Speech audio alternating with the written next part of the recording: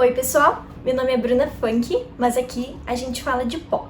Seguindo o cronograma da música pop, no próximo final de semana, no dia 14 de março, ocorre a 63ª edição do Grammy Awards. Anualmente, o Grammy premia os melhores álbuns, músicas e produções de toda a indústria fonográfica, passando pelo instrumental, indo até o gospel, até trilhas sonoras de produções audiovisuais, até chegar no rap, no pop, no R&B, que fazem mais parte do nosso cotidiano, né? E o maior de todos os prêmios é o prêmio de álbum do ano, que é basicamente equivalente ao melhor filme do Oscar. Essa é a categoria mais especulada, mais debatida e mais analisada, especialmente por contemplar todos os gêneros, e não só aqueles dentro da nossa bolha e provavelmente no nosso repertório. É uma categoria bastante controversa, que muitas vezes não dá para entender direito.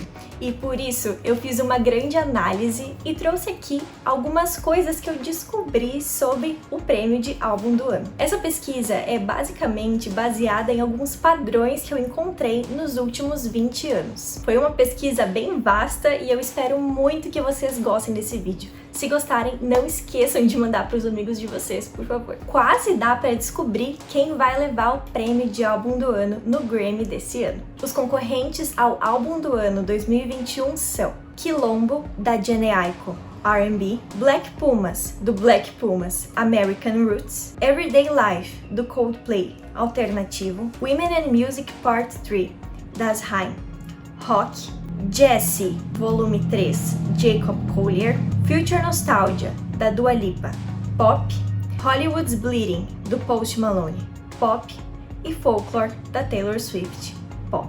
Falando sobre Grammy, eu fiz também um vídeo falando como funciona a votação para os indicados e vencedores do Grammy aqui no meu canal. Se vocês ainda não assistiram, quando acabar esse vídeo aqui, vocês vão lá assistir, ok? Além disso, não se esqueçam de dar like nesse vídeo, se inscrever aqui no canal caso ainda não estejam inscritos e também para ativarem o sininho para receberem notificações de novos vídeos. Antes de começar, algumas observações. Antigamente, algumas categorias do Grammy eram diferentes de hoje. As categorias específicas de melhores álbuns por gênero, por exemplo, só foram começar a ser implementadas no meio dos anos 90, e isso foi acontecendo bem gradativamente. Por exemplo, um ano surgiu a categoria de melhor álbum de rock. Uns 2 anos depois, a categoria de melhor álbum de pop, e assim vai. Então, analisando álbuns, se a gente for considerar todo o Grammy, isso fica meio difícil de mensurar.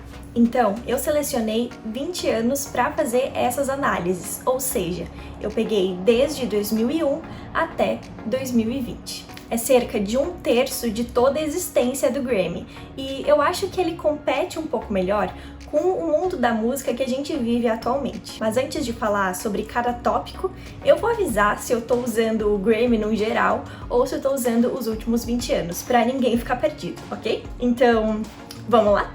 Curiosidade número 1. Nos últimos 20 anos, os gêneros ganhadores de álbum do ano foram bem diversificados. Em quantidade, o pop fica na frente com 7 vitórias, mas a verdade é que desde 2001, um gênero só ganhou 2 vezes consecutivas uma vez. Aconteceu entre os anos de 2015 e de 2016, com as artistas Adele e Taylor Swift, respectivamente. Em todos os outros anos, a gente teve gêneros intercalados levando os gramofones para casa. No ano de 2020, o gênero ganhador foi o pop, graças ao álbum When We All Fall Asleep, Where Do We Go, da Billie Eilish. E agora eu quero saber, será que em 2021 a gente vai ter de novo uma vitória consecutiva do pop? Ou a gente vai voltar ao tradicional do Grammy, que é justamente intercalar os gêneros musicais? Fica aí a primeira análise a ser feita para esse Grammy de 2021. Curiosidade número 2. Durante toda a existência da premiação, somente 3 artistas levaram o Album of the Year para casa 3 vezes. Eles foram Frank Sinatra, Stevie Wonder e Paul Simon. E esse ano a gente pode, talvez, ter uma mulher se unindo a esse trio, que no caso viraria um quarteto, porque ela já tem 2 Grammys de álbum do ano e tá concorrendo esse ano novamente com o álbum Folklore. Curiosidade número 3. Para essa aqui, eu vou pedir bastante atenção, porque ela é um pouquinho complexa de entender. Até 2019, o Grammy não tinha o costume de indicar na categoria de álbum do ano álbuns que não estivessem indicados nas categorias específicas de gênero. Aqui a gente fala de indicação, não de vitória, ok? Considerando os últimos 20 anos, havia acontecido em 2001 com o Paul Simon, em 2014 com a Sara Bareilles, em 2018 com a Lorde. Mas a partir dali, isso só aumentou. Em 2019 e 2020, a gente teve 3 entre os 8 indicados que não estavam concorrendo na categoria de melhor álbum dos seus respectivos gêneros. Mas em 2021, isso ficou muito mais grave, porque esse número literalmente inverteu.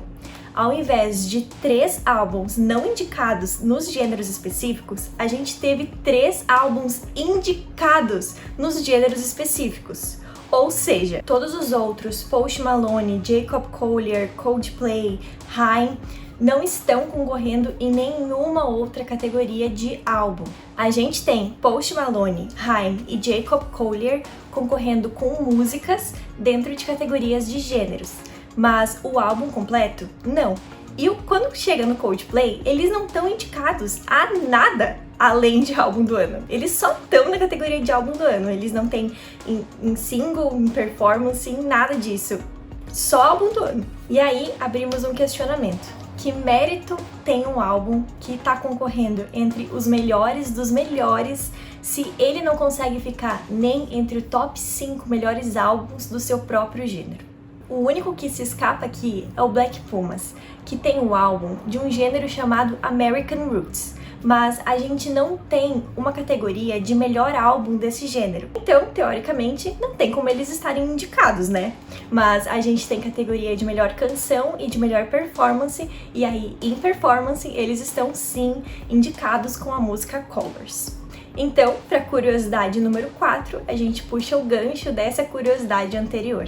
Desde 2021, somente 2 álbuns ganharam na categoria de álbum do ano, sem terem ganho na categoria de álbum do próprio gênero. Mas pelo menos eles foram indicados, né? Isso aconteceu com Arcade Fire, com o álbum The Suburbs em 2011 e com a banda Mumford & Sons com o álbum Babel em 2013. Então, para ter mais chance de ganhar na categoria de álbum do ano, é melhor ganhar na própria categoria do gênero, né? E a curiosidade de número 5, para mim, é uma das que mais me deixa aliviada, digamos assim, porque pra mim ela mostra que em alguns casos o Grammy pode ser coerente, sim. Desde 2001 a gente teve 4 vezes o AOT representando literalmente os melhores de cada gênero. Ou seja, cada indicado representava um gênero e todos eles foram ganhadores das suas respectivas categorias. Isso aconteceu em 2005, 2008, 2011 e a última vez foi em 2016. Nesse ano em questão, os concorrentes eram Taylor Swift com 1989,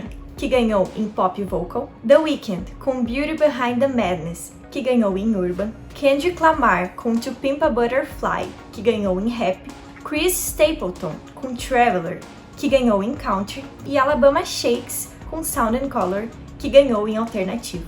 Pra mim, todos os anos deveriam ser assim.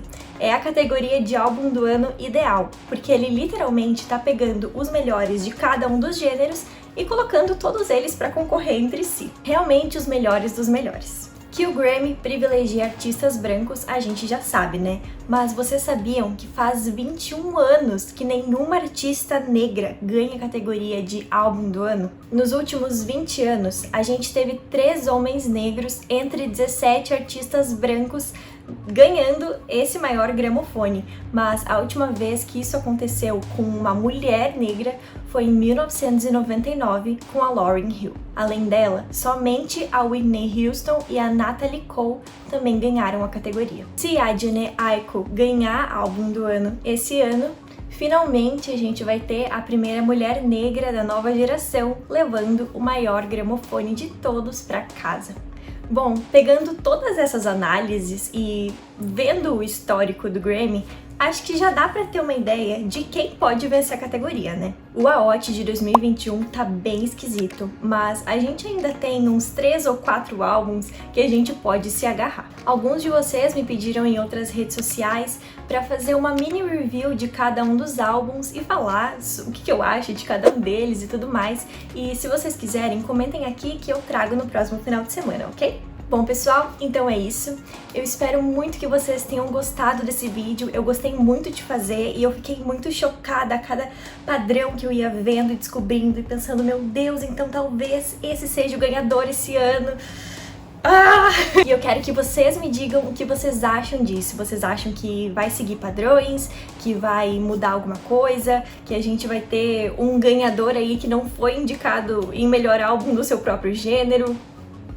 Me contem aí o que vocês acham. E por favor, se vocês gostaram desse vídeo, não se esqueçam de mandar para os amigos de vocês, porque o meu engajamento tá super baixo e isso me ajuda muito, muito, muito, muito, muito mesmo. Um beijo e até a próxima!